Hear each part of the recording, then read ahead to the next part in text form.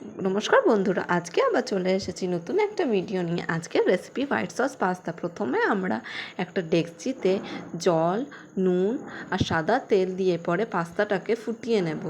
সেটিকে স্ট্রেন করে আমরা একটা কড়াই বসাবো। তার মধ্যে 2 চামচ বাটার দিয়ে রসুন কুচি, পেঁয়াজ কুচি, ক্যাপসিকাম কুচি দিয়ে পরে একটু সতে করে নেব।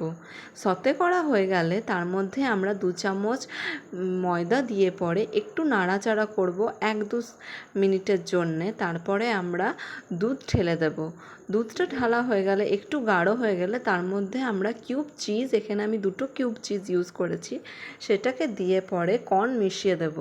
কর্নটা মেশানো হয়ে গেলে আমরা এখানে চিলি ফ্লেক্স, অরিগ্যানো দিয়ে পরে সামান্য পরিমাণ মতো নুন দিয়ে আমরা পাস্তাটাকে দিয়ে একটু নাড়াচাড়া করে পরে তার মধ্যে ধনেপাতা কুচি অ্যাড করে আমাদের হোয়াইট সস পাস্তা একদম রেডি।